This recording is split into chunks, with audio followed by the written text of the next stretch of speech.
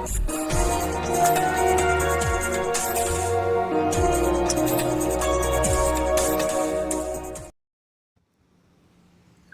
right, guys, welcome to episode 73 of Tech Fall Table Talks. I'm your host, Julius Grit, and a lot of stuff's been going on in wrestling. A lot of crazy, cool stuff's been going on, a lot of upsets. I'm going to get into all that. So much stuff happened in such a short period of time. Kind of hard to cover everything, but I'm going to get into all that. You guys are going to get a bunch of episodes coming out, like in the next 2, 3, 4 days. I'll talk about it all. But first things first, I want to get into this. Something that happened a while back, well, not too long ago, but the Who's Number One, 2024, Anthony Knox wins it, and he becomes a 4-time Who's Number One winner, the only one to do that, right? He's also a 3-time Super 32 champion, and the high school season isn't far away from starting up. I think it starts in like the next 2 or 3 weeks or so. At least for New York. I don't know about New Jersey. But the high school season's coming up all around the country. And Anthony Knox has a chance to become a 4-time New Jersey state champion now. That's not something that hasn't been done before.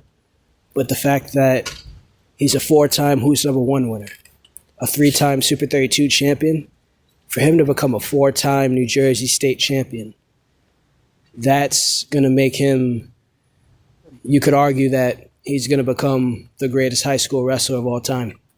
Right now, there's been other high school wrestlers that, while they were in high school, maybe they did some things and then went on to do great stuff. I get that. But I'm talking about straight up just high school, not counting anything after that.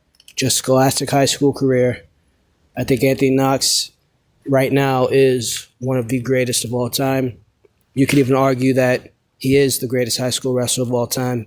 And if you don't believe that now, by the end of the season, I'm sure he's going to get another state title. I think that will solidify it. So what I'm going to do here is I'm going to look at all of his, I watched all of his Who's Number One matches. And I took notes on all of them. So I'm going to go through them all, and then I'm going to rank them for what I think is the best one that he had. And, they're all, pretty good matches, but I'm going to look at what's the best one and then what's at the bottom of the list. They're all great, but some are just better than others. So that's why I'm going to rank them, make it a little fun, So I'm going to get into it right now. 2021, he goes against Luke Lillidahl, who is a U20 world champion.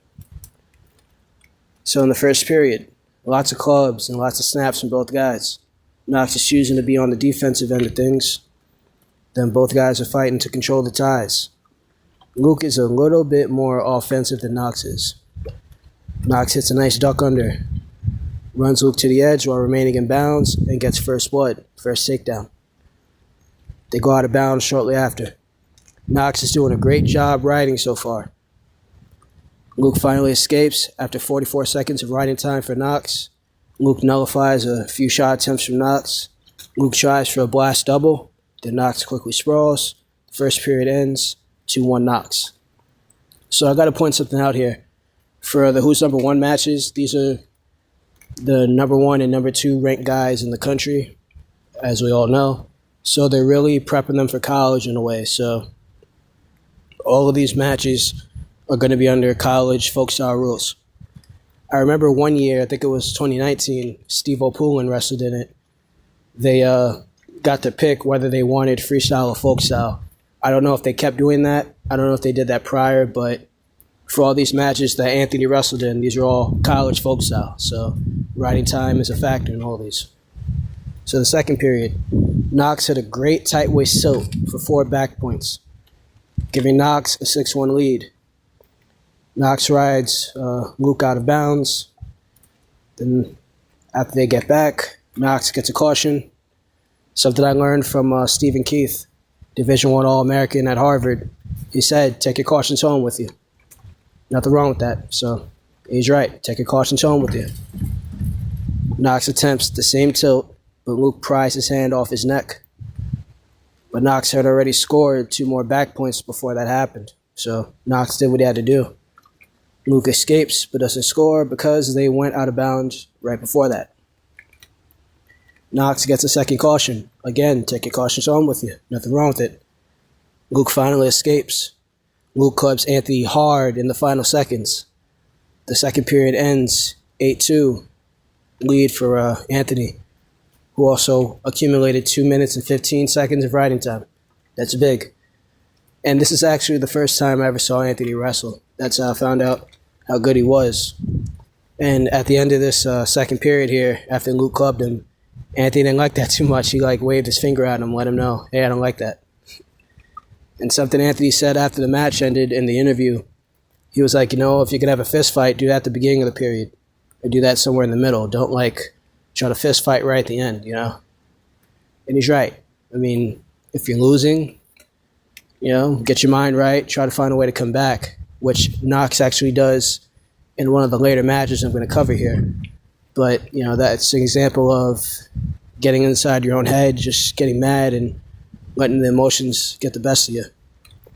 Can't really do that. If you want to have a fist fight, do that right away. Third period. Luke lets Anthony get up, giving up a point. Some guys do that. They'll cut you, let you get up, give up a point, thinking that the better option would be to be in neutral. And Luke made the right choice because, Anthony was turning him and riding him really well. High intensity pace to start. Luke knew it was now or nothing, so he was kind of motivating Anthony in a way to move really fast. And Luke was pressuring him, not giving Anthony any space. Knox goes for a high crotch, but Luke stuffs it. Knox got a stall call in the final couple of seconds, but it wound up not mattering. Anthony Knox wins 10-3. So that was a pretty decent match. Anthony did what he had to do, and he won by a large margin. So the second match, who's number one, 2022. So that previous one I just mentioned, that was 2021, for those that don't know. So this next one, 2022, Anthony Knox versus Christian Castillo. First period. Some fakes to start off, mostly on Knox's end. Knox switches sides after a snap, attempts a near side cradle, then attempts a head inside single, ultimately finishing with a double at the edge to get 2. Chain wrestling. And at the higher levels, it'll take that much work just to get 2 points. And something else I want to point out, you notice I said 2. So this is before the rule change. So takedowns are still 2 points at that time, just for anyone that may not know. They go out of bounds. Knox hits a quad tilt for 4 backs. Castillo escapes after 35 seconds of riding time. Right now, Knox is leading 6-1.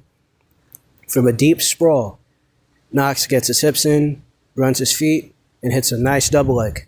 8-1 Knox. Knox hits another tilt.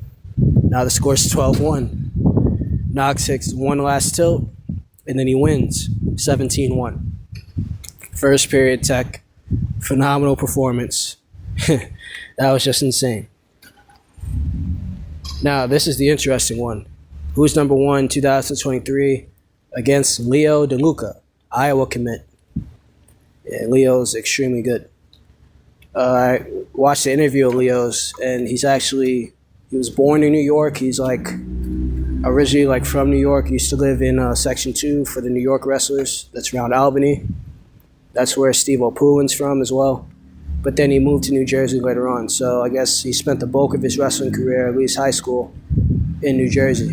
But he's originally from New York and then moved over there at some point in time. And the thing with, I mentioned that because Leo and Anthony are actually friends. The commentators said that while I was watching this match on Flow. And they're actually real good friends and stuff. So, wrestling your friend, it's a little interesting sometimes. Sometimes that could not do so well for you mentally because it's your friend, right? But in this match here, they knew, hey, we're friends, we're going to wrestle, we're going to go at it, may the best man win, and they went after it. Leo definitely gave Anthony a really tough challenge. So the first period here, Leo gets the first takedown after initiating a scramble. That's kind of the best way to wrestle Anthony. I mean, Leo knew what to do. Knox hits a switch, initiates a scramble of his own, from bottom, obviously. But it caused another stalemate. Knox gets out of bottom very fast. He knew he had to get out of there. Leo goes for an ankle pick, but Knox defends. The score is 3-1 at this point, with Leo in the lead. Leo fails a duck attempt. Knox sprawls. Then the ref calls a stalemate, which is the right call. Both guys are fighting in the ties. Leo kept trying to hit that lat drop. He kept getting in that over-under position. Couldn't seem to hit it. Knox had a tight front headlock, but Leo was able to control Knox's elbow and did the 360 spin thing and got out of there. Like a hip heist, but not exactly. It's kind of more of like a spin kind of thing. If you guys watch the match on Flow, it's actually on YouTube. They put it on their YouTube channel. You'll actually be able to see that. So an athletic presentation right there, and Leo just knew how to nullify Knox's attacks, how to get out of everything. So the first period ended with a 3-1 lead, along with 30 seconds of riding time for DeLuca. So like I said, they're friends, and you're going to notice this because Leo knows him well. Leo's able to stop him in his tracks every time as far as the first period goes. Now we get into the second period of this match. Nice couple of mat returns by DeLuca. Knox escapes, but Leo got over 1 minute of riding time. That's big. Leo hit Knox with the John Jones, so Knox took some time to get his bearings back. So for anyone that is not an MMA fan or does not watch the UFC, which is probably like 2% of the people listening to this show, I would assume that most wrestlers are MMA fans, at least based on what I see and people I've interacted with. But for those that don't know, John Jones, legendary UFC fighter. He was the light heavyweight champ. Now he's the heavyweight champ. He's fighting, at the time of this recording, very soon in Madison Square Garden. He never lost a fight, but something that he does is he tends to reach out to gauge the distance of his opponents, and he has a very long wingspan. He's 6'4", so he's longer than every opponent. Well, mostly every opponent he goes against. So what he does by accident is he'll tend to poke people in the eye because he's reaching, and it happens in wrestling too. And John Jones, coming from a wrestling background, that's pretty much where he got that from, poking people in the eye. But people make fun of John, other fighters, saying that he's dirty. He pokes you in the eye and he'll kick your knee backwards and stuff like that. So that's kind of the joke there, just in case nobody got it. But that's the inside joke. So anytime in the show anyone gets poked in the eye, if I say John Jones' name, that's what I'm referring to.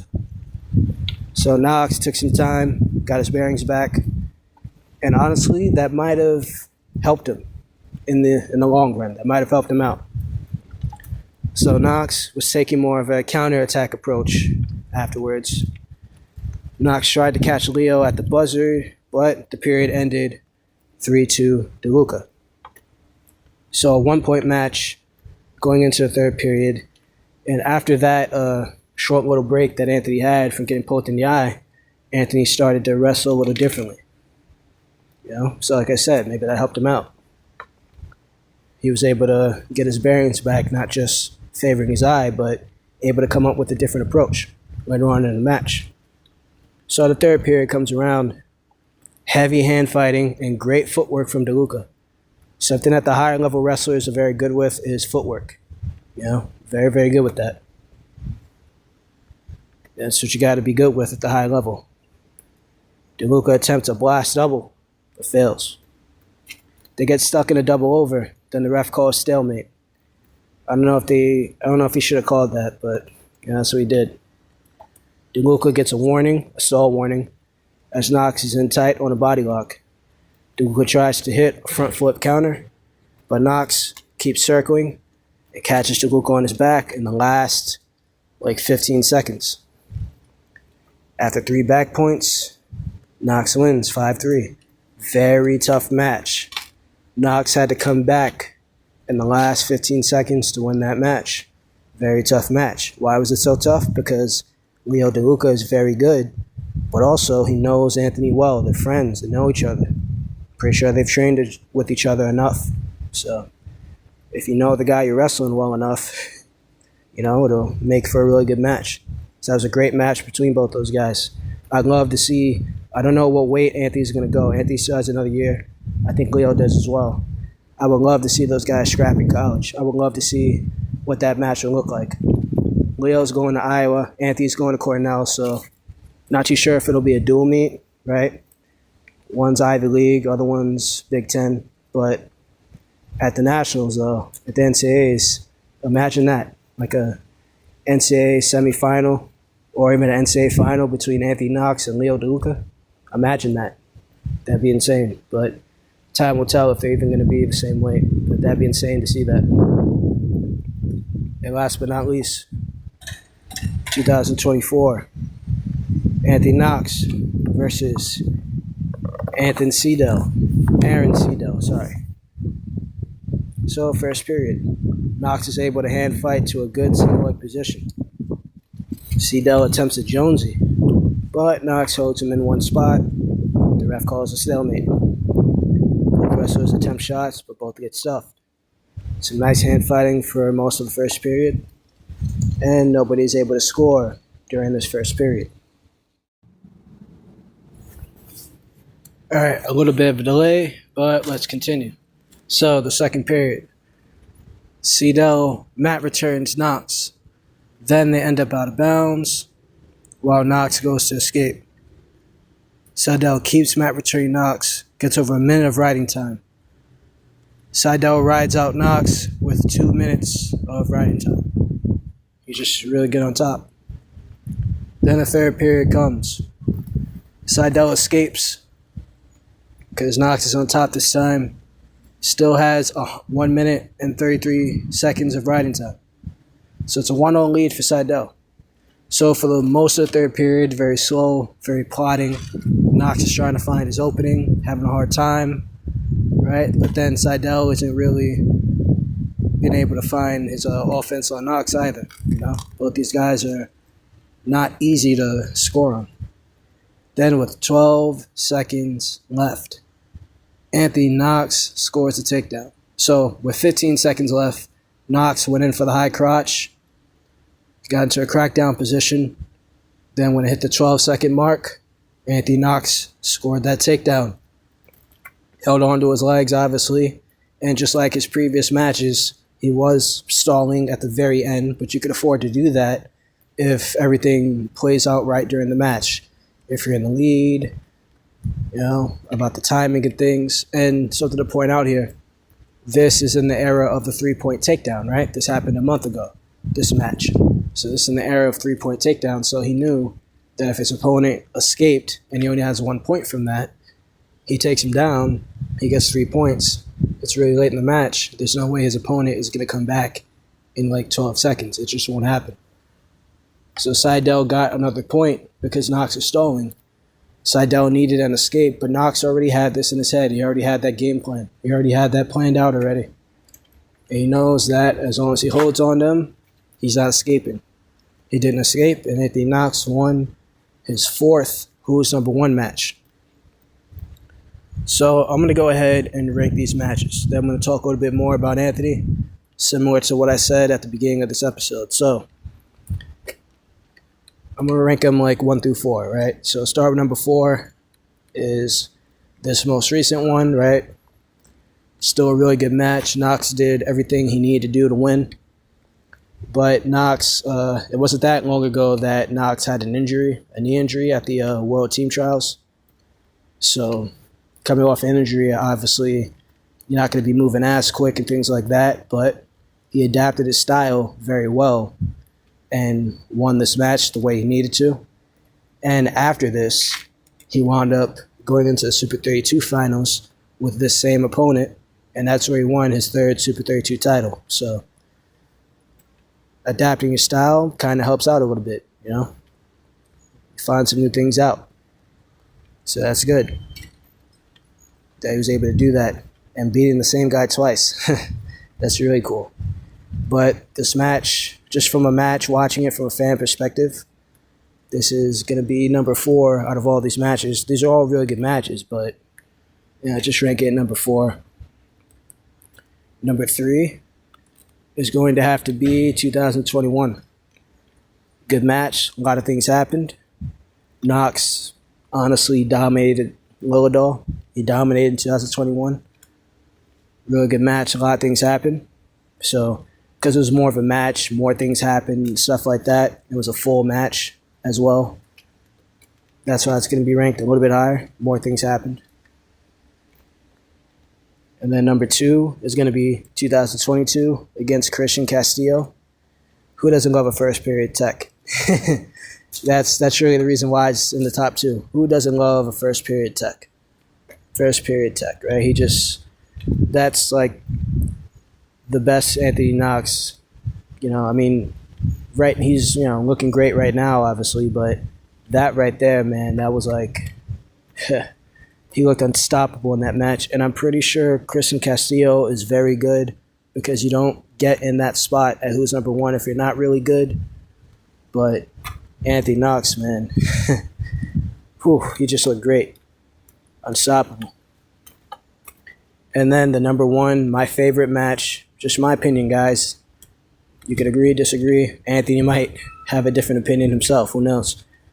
But my favorite of all his who's number 1 wins was the one against Leo DeLuca for the story behind it, right? Wrestling your friends, somebody that knows you real well. And like I said, that made for a great match. And he came in at the very last, like the very end of it, This is before the injury, so it was more entertaining to watch, right? The most recent who's number 1 win that he had, it wasn't as entertaining, right? Coming off injury, moving a little slower, got rolled out a lot, right? But then he came back and beat him pretty well at the Super 32. But as far as the who's number 1 wins go, this was just such an entertaining match, and the story behind it just added to it. And the way Anthony was able to come back at the very end, winning in a very close match, it was just phenomenal. So with all this being said, I think this puts Anthony Knox as one of the best high school wrestlers of all time, the only 4-time who's number 1 winner, 3 Super 32 titles. And if he gets this 4th New Jersey State title, which I'm very sure he will, Cornell commit, I don't think it'd be hard to argue that Anthony Knox might go down as the greatest high school wrestler of all time.